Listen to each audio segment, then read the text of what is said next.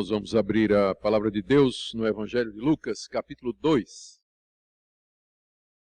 Faremos a leitura do verso 25 a 35, onde nós temos o registro de dois eventos que aconteceram durante a visita da família de Jesus a Jerusalém, quando ele foi ser apresentado. Lucas 2, de 25 a 38, na verdade. Havia em Jerusalém um homem chamado Simeão. Homem este justo e piedoso, que esperava a consolação de Israel, e o Espírito Santo estava sobre ele. Revelara-lhe o Espírito Santo que não passaria pela morte antes de ver o Cristo do Senhor. Movido pelo Espírito, foi ao templo.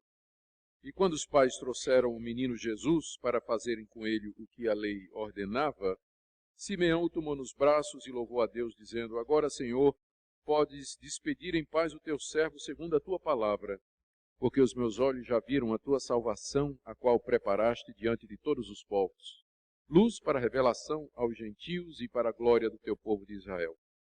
Estavam o pai e a mãe do menino admirados do que dele se dizia.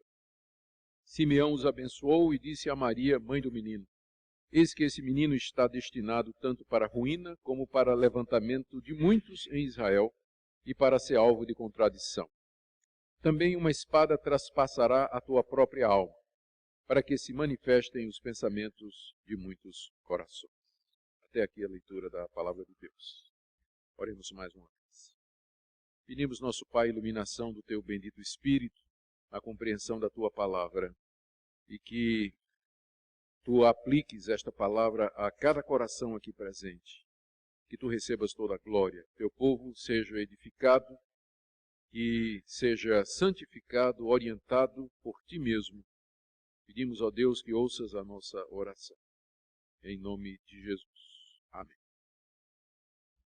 Queridos, na mensagem anterior nós vimos como Jesus foi levado ao templo em Jerusalém, depois de ter sido circuncidado, e lá no templo passou, juntamente com sua mãe Maria, pelo que se chamava do ritual da purificação. Purificação para Maria, Jesus foi apresentado e resgatado conforme a lei de Deus prescrita no Antigo Testamento. E nós vimos que dessa forma ele se sujeitou à lei, se submeteu à lei, como nosso representante para cumprir a lei e satisfazer todos os seus requerimentos. Quando eles estavam em Jerusalém, naquele processo de apresentar Jesus e de Maria passar pelo ritual da purificação, duas pessoas se aproximaram da família. Um homem que morava em Jerusalém, chamado Simeão, está aí do verso 25 até o verso 35, e logo depois dele, ou ao mesmo tempo que ele, uma profetisa, uma senhora viúva de 84 anos, que morava praticamente no templo, adorando a Deus dia e noite em jejuns e orações, e que se aproxima também da família para falar a respeito do menino a todos que estavam ali ao redor. O objetivo de Lucas, ao narrar esse episódio que envolvia Simeão e Ana, era dar evidências e provas aos leitores do seu evangelho de que Jesus de fato era o Cristo, o esperado de Israel, o Salvador do mundo. Ele foi reconhecido por um homem piedoso chamado Simeão, a quem Deus havia revelado que não morreria sem que visse o Messias, e foi também reconhecido por Ana, uma profetisa que era conhecida da cidade de Jerusalém, pelo fato de que ela praticamente vivia no templo em jejuns e orações, de manhã, de tarde, de noite, servindo a Deus. E ela também reconhece aquele menino como sendo a esperança de Israel. O alvo dele, então, de Lucas, ao registrar esses dois eventos, é acumular evidências de que Jesus era, de fato, o Messias esperado pelos judeus. E ao fazer isso, Lucas nos introduz dois verdadeiros judeus. Dois verdadeiros judeus. Simeão e Ana. E o meu objetivo ao analisar essa passagem é mostrar que nós, como cristãos, somos sucessores de judeus como Simeão e Ana, porque eles representam o verdadeiro povo de Deus no Antigo Testamento. Deixe-me fazer algumas observações preliminares antes de entrar na análise do texto. Deus escolheu a nação de Israel para ser seu povo aqui na terra, muito tempo antes de Jesus nascer. Isso não quer dizer que cada judeu que havia na nação de Israel, cada um dos descendentes de Abraão, de fato acreditava em Deus, amava a Deus e andava nos seus mandamentos. Na verdade, o Antigo Testamento é o relato de como a maioria em Israel sempre rejeitou a Deus. O salmo que nós lemos na nossa introdução, na parte devocional do nosso culto, eu nem tinha pensado nesse salmo, mas foi uma coincidência entre aspas que nós o lemos.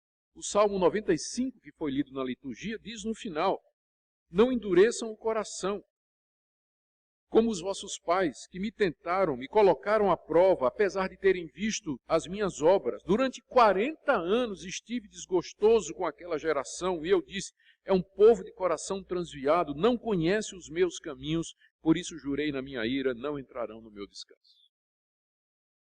Os filhos de Abraão endureceram o coração, mesmo que eles viram as obras de Deus, os grandes atos de Deus, eles continuaram na idolatria, na imoralidade, não creram em Deus, testaram a Deus.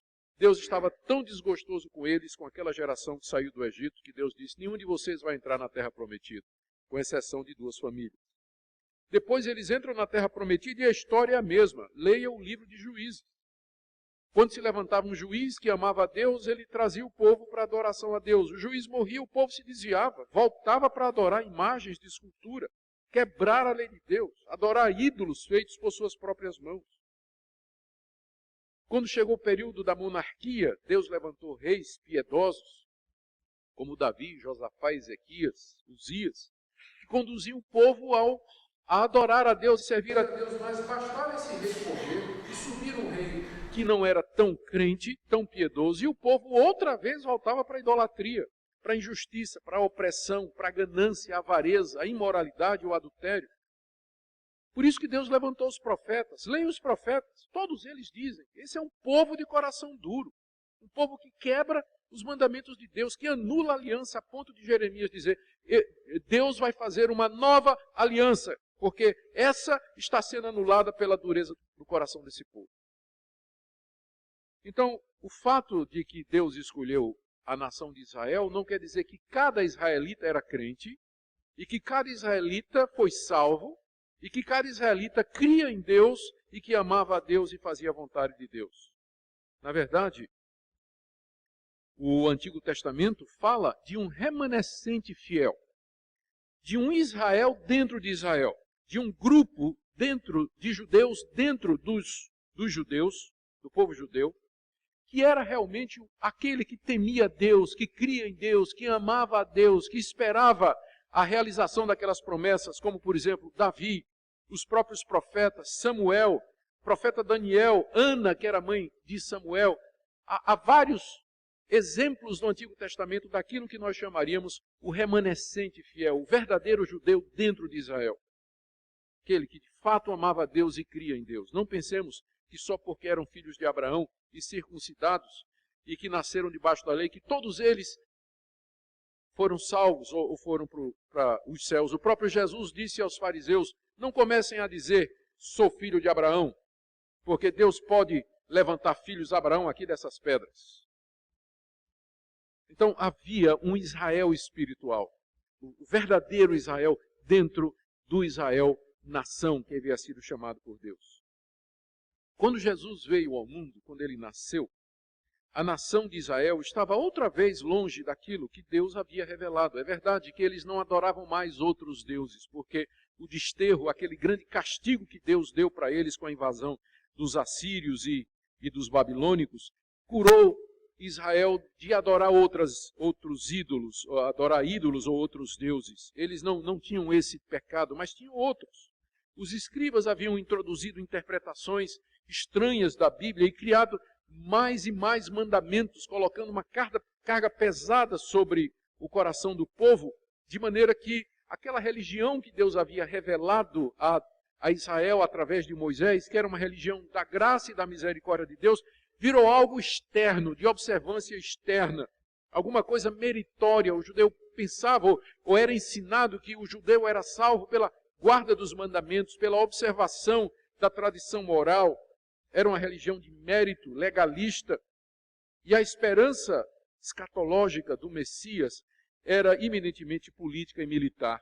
Em vez de se lembrarem que o Messias era o servo sofredor de Isaías 53, os judeus estavam se concentrando na expectativa da chegada de um redentor que os livrasse do jugo político e do domínio do Império Romano, e que Israel, sob o comando do Messias, se tornasse a nação mais poderosa da terra e governasse e dominasse sobre todos os povos. Era esse o ambiente, era essa a situação quando Jesus nasceu.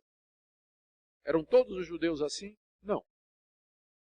Como sempre, havia um remanescente fiel. Havia judeus em Israel, quando Jesus nasceu, que tinham a esperança da chegada do Messias da forma correta. Um Messias que viesse resgatar Israel dos seus pecados, que viesse trazer a libertação das iniquidades, que viesse trazer não um reino político, mas um reino espiritual duradouro e eterno, como disse o profeta Daniel.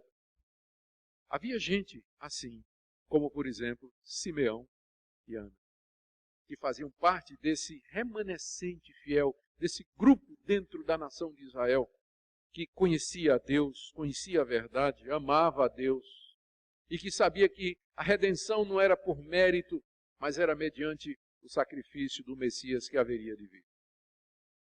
Eu queria com vocês ver então como eram Simeão e Ana em termos de relacionamento com Deus e comparar conosco, para mostrar que somos iguais. Nós continuamos aquilo que no Antigo Testamento e no Novo é chamado de o remanescente fiel.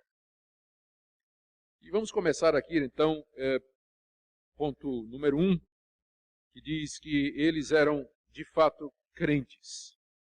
Nos diz aí o verso 25, havia em Jerusalém um homem chamado Simeão, homem este justo e piedoso. É uma descrição muito comum na Bíblia para o verdadeiro judeu, para o verdadeiro cristão. Ele era justo, isso fala do relacionamento com as pessoas, e piedoso, fala do relacionamento com Deus. Da mesma forma, Ana era uma judia crente, consagrada a Deus. Diz o texto, 2:37, que ela viúva de 84 anos, mas ela passava o tempo todo adorando a Deus e servindo a Deus lá no templo de Jerusalém. Da mesma forma, nós hoje cremos em Deus e nas suas promessas. A nossa fé hoje é a mesma de Simeão e de Ana. Cremos em Deus e nas suas promessas. E queremos, por isso, viver de maneira justa e piedosa e consagrada a Deus, como Ana. Não há diferença alguma entre eles e nós, e o cristão hoje. Cremos no mesmo Deus, nas mesmas promessas, e queremos servi-lo da mesma maneira, viver de maneira justa nesse mundo e de maneira piedosa no relacionamento significativo com Deus. A diferença é que eles ainda estavam debaixo do regime da lei. Ana, para expressar a sua consagração, morava no templo e vivia lá com jejuns e orações o tempo todo. E Simeão era justo e expressava a sua justiça de acordo com os preceitos da lei de Moisés. Mas uma vez que Cristo cumpriu essa lei, o desejo de servir a Deus permanece em nós. Só que nós não somos mais obrigados a mostrar a nossa piedade e justiça através dos detalhes ritualísticos da lei de Moisés que foram cumpridos e completamente satisfeitos na pessoa de Jesus.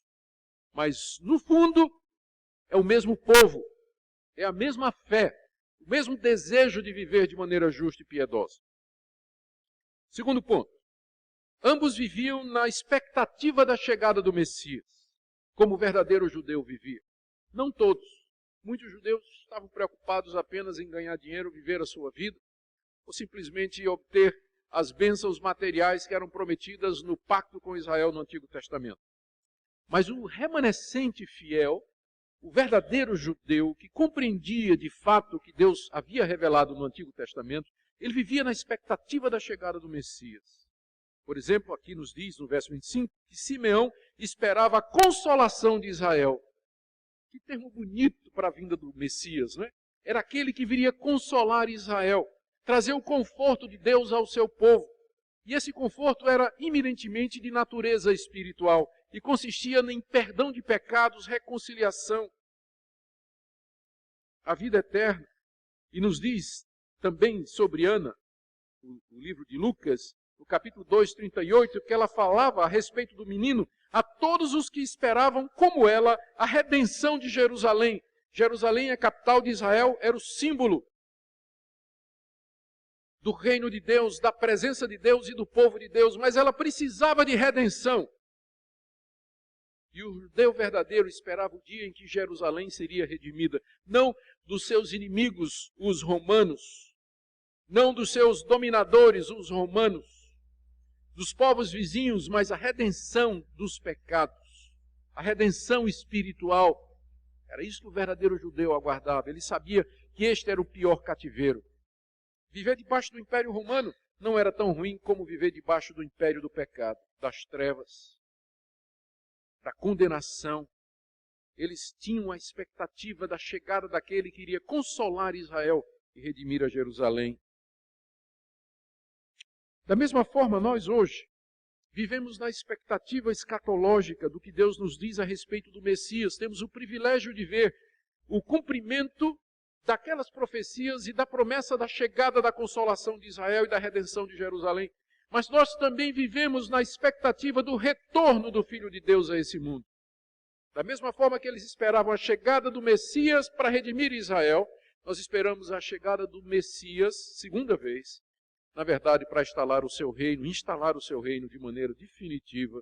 Ou seja, vivemos sempre na expectativa da futura chegada de Cristo. Eles viviam na expectativa da primeira vinda de Cristo. Nós vivemos na expectativa da segunda vinda de Cristo. É a mesma expectativa escatológica. A diferença é que nós hoje olhamos para trás e temos o privilégio de ver que há 2000 anos a primeira etapa se cumpriu. E agora nós esperamos o cumprimento da segunda, mas nós também vivemos em esperança. Nós vivemos no aguardo. E é por isso que nós vivemos pela fé, porque fé é a certeza das coisas que se esperam, a convicção de fatos que não se veem. Terceira coisa, o Espírito Santo estava sobre eles. Nos diz aí o verso 25, final do verso 25, que o Espírito Santo estava sobre Simeão. O verso 26 diz que o Espírito Santo revelou a Simeão que antes de morrer, antes de ver a morte, é interessante que no grego tem uma comparaçãozinha que não aparece no português. No grego diz assim, antes dele ver a morte, ele ia ver o Cristo. Antes de ver a morte, ele ia ver o Cristo. Que coisa linda, né? Antes de ver a morte, olhar nos olhos da morte, ele iria olhar nos olhos do Cristo. Que privilégio para Simeão. Esse que é um exemplo do remanescente fiel. O Espírito Santo lhe revelou isso. E diz o verso 27, que ele foi movido pelo Espírito Santo a ir ao templo exatamente no momento em que Maria estava apresentando o seu filho. Exatamente, o Espírito Santo o moveu. Ana, o texto nos diz, no verso 36, que ela era uma profetisa. Os profetas em Israel eram instrumentos de Deus para trazer a palavra de Deus ao povo. E nós sabemos que era o Espírito Santo que agia nos profetas. Ana era também cheia do Espírito Santo, guiada pelo Espírito Santo, falava pelo Espírito Santo. Foi por isso que ela pôde reconhecer que aquele menino que estava sendo apresentado no templo àquela hora, diferentemente de centenas de outros meninos que ela viu durante os 84 anos, ou durante todos os anos que ela viveu lá no templo, aquele menino era o esperado de Israel. E como ela poderia saber isso se não for o Espírito Santo que lhe havia revelado?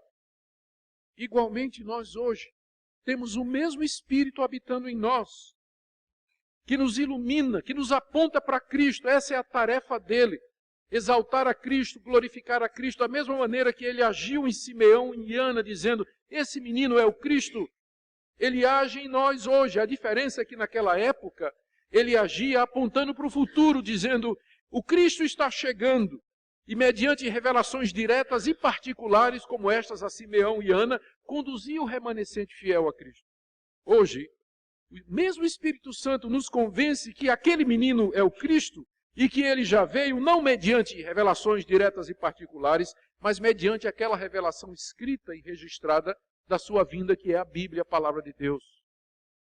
O método é diferente, mas é o mesmo Espírito que guiava o remanescente fiel, alimentando a esperança e a expectativa do Messias, é o mesmo Espírito que opera em nós hoje. E ele exalta Cristo da mesma forma como exaltou a pessoa de Cristo na vida de Simeão e de Ana.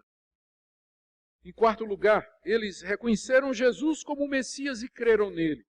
Diz aí no verso 28 que quando Simeão chega no templo movido pelo Espírito Santo, foi exato o momento em que os pais estavam trazendo o menino para fazer com ele o que a lei ordenara, que era a apresentação. E Simeão então se apressa, parece que eu estou vendo a cena, não é? Toma o menino nos braços e começa a louvar a Deus, dizendo: Senhor, agora eu posso ir embora, posso morrer, porque os meus olhos já viram a tua salvação que preparaste diante de todos os povos.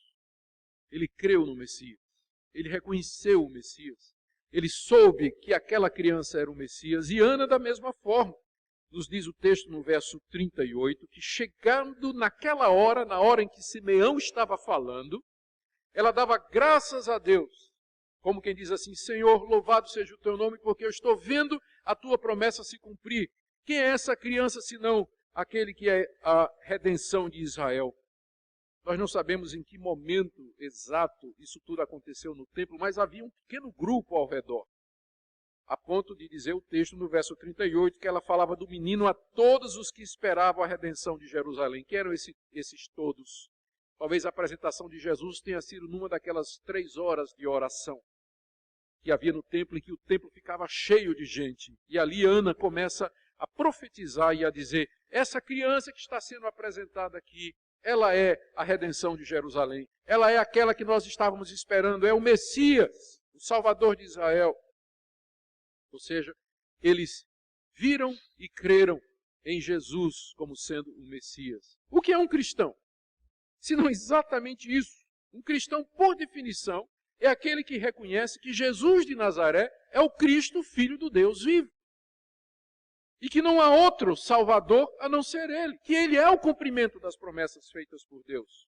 E que enviaria alguém que seria uma bênção para todas as nações. A diferença é que eles creram no Messias que haveria de vir e tiveram o privilégio de ver a chegada desse Messias. Eles fazem parte daquela geração do remanescente fiel que viu a chegada da esperança de Israel.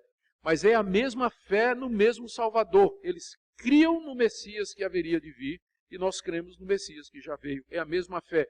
A diferença é que uma é para frente e outra é para trás. A fé deles era para frente. O Messias vai chegar. A nossa é para trás. Olhamos e dizemos: ele já veio, é Jesus de Nazaré. Mas é a mesma fé, só muda a orientação. Nós somos como Simeão e Ana, que cremos que Jesus, de fato, é o Messias. Em quinto lugar, eles haviam compreendido bem o que é que o Messias haveria de ser e fazer, ao contrário de muitos judeus que pensavam no reino messiânico como uma libertação político-militar do Império Romano. Simeão, ao ver o menino, ele nos diz no verso 30 a 32, que ele é a salvação que Deus havia preparado para Israel e todos os povos. Ele diz assim, verso 30, os meus olhos já viram a tua salvação, a qual preparaste diante de todos os povos, luz para revelação aos gentios e para a glória do teu povo de Israel. Ele percebeu que aquele menino representava luz para os gentios, aqueles povos pagãos que não conheciam a Deus. Portanto, não é uma expectativa político-militar, mas é uma expectativa espiritual de redenção e salvação para aquelas nações que não conheciam o verdadeiro Deus. E para a glória do povo de Israel, porque foi aquele povo que Deus escolheu para, através dele, trazer a salvação. Ele diz também no verso 34 que esse menino está destinado tanto para a ruína como para o levantamento de muitos em Israel. E através dele se manifestará os pensamentos de muitos corações. Percebem como Simeão entendia que aquele menino, de fato, a vinda dele e a redenção que ele haveria de trazer era de natureza espiritual, ele até entendeu os sofrimentos que ele haveria de passar, porque ele diz no final do verso 34, esse menino vai ser alvo de contradição. Uma frasezinha curta que define bem a vida de Jesus. Alvo de contradição. Contradito pelos fariseus, contradito pelos saduceus, contradito pelos judeus incrédulos, pelos que queriam prová-lo, os mestres da lei. Ele disse inclusive para Maria, uma espada vai traspassar a tua própria alma, Maria, como que já antecipando para Maria que ela haveria de sofrer muito, com todas as contradições que seu filho haveria de enfrentar entre os judeus, até finalmente a morte na cruz. O Evangelho de João nos narra que Maria estava ali ao pé da cruz, vendo o seu filho crucificado, sangrando até a morte. Uma espada atravessou o seu coração. E foi Simeão que disse isso. Ele entendeu que a redenção que aquele menino haveria de trazer lhe custaria a vida e uma dor intensa à sua própria mãe. Ana, da mesma forma, quando ela fala no verso 38 da redenção de Jerusalém, eu não tenho dúvida que ela se referia a essa redenção espiritual. Ao contrário, então, da maioria dos judeus que tinham expectativa messiânica política e militar, Simeão e Ana, como parte daquele remanescente fiel, dos verdadeiros judeus, que haviam compreendido bem o que estava revelado no Antigo Testamento, eles sabiam que aquela salvação que ele haveria de trazer era eminentemente espiritual, que era a redenção dos nossos pecados, que era a salvação das nossas iniquidades e das penas eternas. O cristão é alguém que já entendeu isso, que judeus e gentios precisam de perdão e redenção dos seus pecados e que somente mediante os sofrimentos do Messias é que essa salvação e essa redenção poderão chegar. Mostrei para vocês 5 pontos de contato entre Simeão e Ana e nós. E também em que sentido são diferentes. Nós vimos que as diferenças se resumem somente nessa. Eles criam exatamente como nós cremos. Eles eram tão crentes como nós somos. A diferença é que eles viviam debaixo do regime da lei. E a lei foi consumada em Cristo, ela passou. Mas nós somos o mesmo povo, a continuação daquele povo. E as implicações disso para nós são várias. Menciono 3 delas. Primeiro, fica claro então, quando nós comparamos Simeão e Ana conosco, bem como aqueles crentes do Antigo Testamento, que Deus sempre teve um único povo. Deus nunca teve 2 povos, nunca teve 2 sistemas de salvação diferentes. O judeu salvo pela lei e o cristão salvo pela graça. O judeu bastava cumprir os mandamentos, os regulamentos e estava dentro do povo de Deus, enquanto que nós, basta ter fé em Jesus Cristo e estamos salvos. Nunca houve 2 planos de salvação, nunca houve 2 maneiras de ir para o céu. Sempre foi da mesma maneira e, portanto, Deus sempre teve somente um povo. No Antigo Testamento, o povo de Deus, oficialmente escolhido, era a nação de Israel, mas o verdadeiro povo era o judeu crente, o remanescente fiel, exemplificado aqui em Simeão e Ana. Deus sempre teve um povo somente. Segunda coisa, que eu falei e já antecipei. Os crentes antes de Cristo foram salvos da mesma forma que nós somos hoje. Às vezes as pessoas querem colocar diferentes formas de salvação, mas tem apenas uma, porque o homem sempre foi pecador, tanto no Antigo Testamento como no Novo. Ele nunca pôde se salvar, tanto no Antigo Testamento quanto no Novo. Ele estava debaixo da ira de Deus, tanto no Antigo Testamento como no Novo. Ele precisa da graça de Deus e que alguém pague os seus pecados, tanto no Antigo Testamento como no Novo. E somente uma pessoa cumpriu o que é necessário para a redenção do povo de Deus, tanto no Antigo Testamento como no Novo. E essa pessoa é Jesus Cristo. Um povo só, um caminho só, nunca foi diferente. A diferença é que no Antigo Testamento essa salvação foi ministrada debaixo da dispensação da lei. E servia de tipo, de símbolos, as coisas eram vistas como que em sombras. Mas quando Cristo veio, ele concretiza a lei, ele realiza a lei, ele consuma, ele faz a consumação da lei. Mas é o mesmo povo, a mesma fé. Espero que isso tenha ficado claro. Terceira implicação, é o mesmo Espírito. Às vezes as pessoas pensam que no Antigo Testamento o Espírito Santo agia de uma maneira e no Novo de outra. Mas na verdade, Simeão e Ana não podiam crer, eles não podiam entender quem era Jesus Cristo se não fora a ação do Espírito Santo, da mesma forma que nós hoje. Nenhum de nós pode crer em Jesus Cristo e entender que Ele é o Salvador se o Espírito Santo não abrir os nossos olhos. É o mesmo Espírito e Ele sempre fez a mesma coisa. A diferença é que no Antigo Testamento a sua ação era mais restrita, porque o Messias não tinha vindo ainda. Mas com a chegada do Messias, Jesus Cristo, Ele derramou o Espírito Santo sobre o seu povo sem limite. E agora aquilo que era reservado para alguns reis, alguns sacerdotes, juízes e profetas, é dado a todo o povo de Deus. Cada um de nós é sacerdote e profeta, nação e reino de Deus. Temos dons espirituais, podemos servir a Deus como Sansão serviu, como Davi serviu, como Abraão serviu, como Samuel serviu. Cada um de nós tem o privilégio de receber da plenitude do Espírito Santo. Em que isso nos ajuda hoje, então, terminando? Quando eu penso nessa doutrina de que Deus sempre teve um povo só e que nós somos o remanescente fiel, lembrando que Paulo se refere aos cristãos como sendo os verdadeiros descendentes de Abraão, no sentido espiritual. É claro que os judeus são uma raça à parte, um povo à parte, legítimo, eles têm a sua nacionalidade, mas espiritualmente falando, os descendentes da fé de Abraão são aqueles que creem como Abraão creu, como Simeão creu e como Ana creu. Por isso que a Escritura, Saulo de Tarso, que era um destes do remanescente fiel, ele se refere à igreja como sendo o Israel de Deus. A igreja é o Israel de Deus. Nós somos os descendentes de Abraão. Ele diz que o verdadeiro judeu é aquele que é circuncidado no coração. A circuncisão é aquela do coração. Então, quando eu penso nestas coisas, o primeiro sentimento que vem ao meu coração é de gratidão a Deus. Porque eu faço parte de um povo antiquíssimo. O povo de Deus não começou há 2000 anos, lá em Jerusalém, com a morte de Jesus na cruz e a sua ressurreição e o derramamento do Espírito no dia de Pentecostes. Não, não. O povo de Deus começou lá atrás, com a criação do primeiro homem. Se Adão e Eva foram salvos, eles foram o primeiro desse grupo. Eu não sei se eles foram, mas com certeza Abel era filho deles. E talvez Abel tenha sido o primeiro desse povo, a gente não sabe. Então é um povo tão antigo quanto a própria raça humana. A igreja não é uma invenção recente.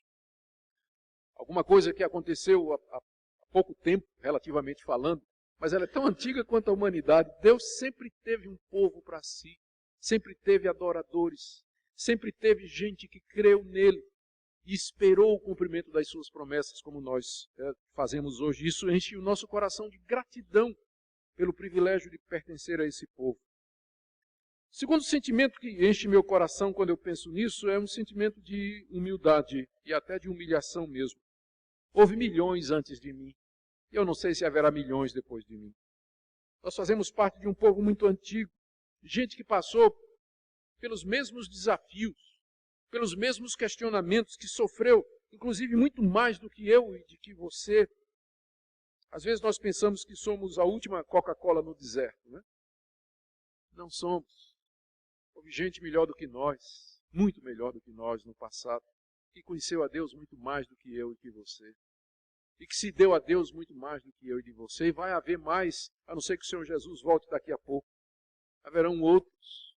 Então, se por um lado eu sou grato a Deus pelo privilégio de fazer parte do seu povo antigo, por outro, eu me sinto um zero à esquerda, um zé ninguém diante dos heróis da fé, dos gigantes da fé que a história nos ensina, nos mostra, registrados no Antigo Testamento, no Novo e na história da igreja. E quantos mais virão ainda? Isso deveria nos colocar no nosso lugar, não é? Para a gente não ser arrogante, para a gente não pensar de nós mais do que nós devemos pensar. Mas também um terceiro sentimento é um sentimento de segurança. Nada conseguiu destruir esse povo. Quando a gente pensa no que esse povo, o remanescente fiel no Antigo e no Novo Testamento hoje, que esse povo passou através da história, nações inteiras se levantaram para destruir esse povo. Perseguições terríveis, ameaças de morte, extermínio, queima de Bíblias, fechamento de igrejas, destruição de templos, expulsão da sua própria pátria. Contudo, esse povo continua crescendo. Parece que nada para esse povo. Quanto mais você bate nele, mais ele cresce. Alguém já disse que o sangue dos mártires é a sementeira da igreja. Você mata um, aparece dois. Você persegue um, aparece três para apoio. Que segurança saber que esse povo, que é tão antigo quanto a humanidade, ele haverá de ir até o fim da história do homem. Ele não será extinto. Muita gente já profetizou a extinção. Tem gente dizendo aqui, olha, com a ciência e com a teoria da evolução, a ciência descobrindo todos os segredos, breve não vai ter mais ninguém acreditando em Deus. Eu estou vendo que a teoria da evolução já vai na terceira formulação, né? Já estão reformulando agora pela terceira vez ou quarta a teoria da evolução, que ela não consegue explicar todas as coisas. Enquanto isso, esse povo antigo continua crescendo. A fé não diminuiu, ao contrário, ela vem crescendo no mundo todo. E o último sentimento, quando eu olho tudo isso, eu pergunto, o que é que une esse povo? O que é que faz desse povo o povo de Deus? O que é que há em comum? E a resposta está aqui no próprio texto. Quando o Espírito Santo agiu sobre Simeão, foi para apontar a Jesus. Foi para dizer para ele, você vai ver o Cristo. Quando o Espírito Santo o guiou ao templo, foi para que ele visse o Cristo. Quando o Espírito Santo agiu em Ana, foi para que ela reconhecesse que aquela criança oferecida ali a Deus, ela era de fato a esperança de Israel, a redenção de Jerusalém, o consolo do povo de Deus.